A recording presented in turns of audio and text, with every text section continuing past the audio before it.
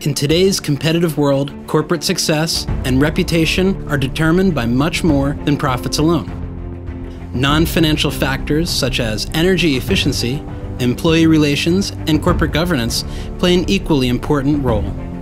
There are uniform standards for corporations to measure, manage, and disclose financial issues. Thanks to the Sustainability Accounting Standards Board, the same will be true for non-financial issues. We're not just improving disclosure. We're really, disclosure for the sake of disclosure may build some trust, but disclosure on the key things that really matter for long-term value creation. Now you're creating a picture whereby American companies can put their ingenuity into competing on those things that really matter and that can raise the standard for all U.S. companies.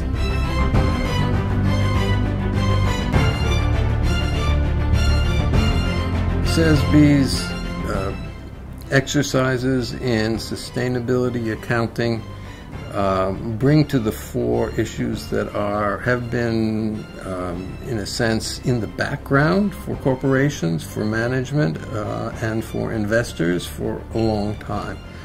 As the world has changed around corporations and around investors, those issues are increasingly coming to the fore. It's as if a mist is rising and we see what's always been there. Whether you're an investor or whether you're a corporate manager,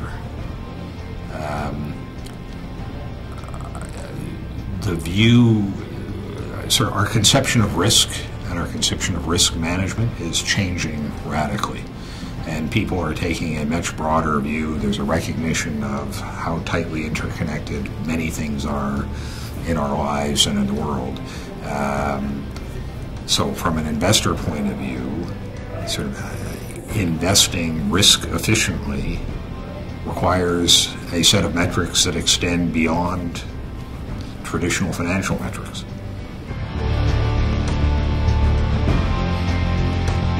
Well, SASB really complements the work that we do here in the Corporate Governance Unit at CalSTRS, because we are responsible for looking at the governance, including the sustainability governance of these companies.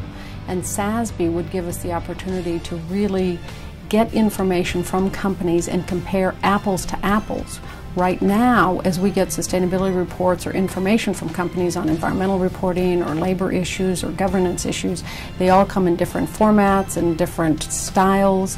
And by having uniform reporting, we would be able to compare one company against another company, which then would help us in our portfolio construction and in our management of corporate governance within the portfolio.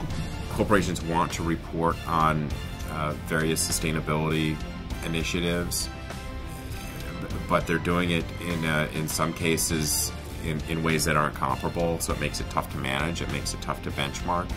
And so a common language is helpful to do what's being done. Ultimately, the impact of SASB on the capital markets will be extremely positive because it will go to the ability to be transparent in the decision-making process for investments. Transparency and a better investment process will allow people to have greater conviction. Conviction in making a decision moves the capital markets. The impact that financial standards, financial reporting standards have had on the capital markets is obviously profound. We wouldn't have the capital markets that we have today in terms of scope and depth and liquidity if investors didn't have credible information for financial reporting. I think that same opportunity exists for SASB, for establishing standards for non-financial reporting. By naming those issues, by setting a framework through which those issues can be evaluated, by quantifying those issues, which are sometimes difficult to quantify, or by developing qualitative vocabulary with which to talk about those issues.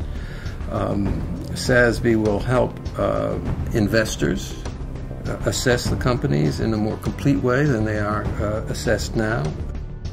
I believe that having SASB as a mandatory reporting system, which I think it must become, will be a tremendous opportunity for the United States economy. Not only for companies, but for the economy as well.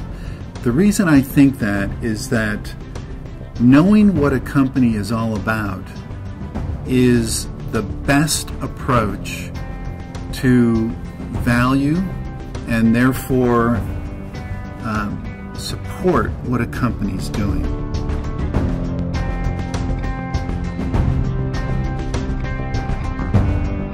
Number one, I believe that there are a myriad of voluntary reporting standards, and many, many companies are reporting already pursuant to those voluntary standards, but we've gone as far as we can in terms of voluntary standards. I believe we need integrated reporting, and we need standards that require companies to, we need some sort of framework for companies that requires for companies to disclose.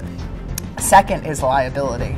I believe companies have been disclosing in their voluntary reports factors that should be in their mandatory reports because they haven't been looking at the financial and the environmental in an integrated way.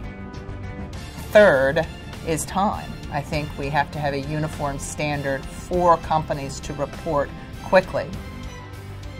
I have been thinking for so many years, my thinking has been trained to be global. But I'm an American. I was born in Brooklyn. And one of the reasons I got involved in SASB is because it is a reflection of what America does best. America is great at innovating. America is great at having diverse perspectives come in and diverse experiences come in. America is great at creativity, productivity, innovation, and growth when we try hard. And so bringing transparency and conviction to a decision-making process will drive engines of growth in the long run. So what I would encourage everybody to think about is, as a member of civil society, what can you do to contribute to a sustainable society in your own actions? And quite frankly, to the extent that there are things that you can do that contribute to the work of the Sustainability Accounting Standards Board, it would be appreciated. Find out how you can support and participate in the development of sustainability accounting standards for U.S. industries. Visit us online at sasb.org.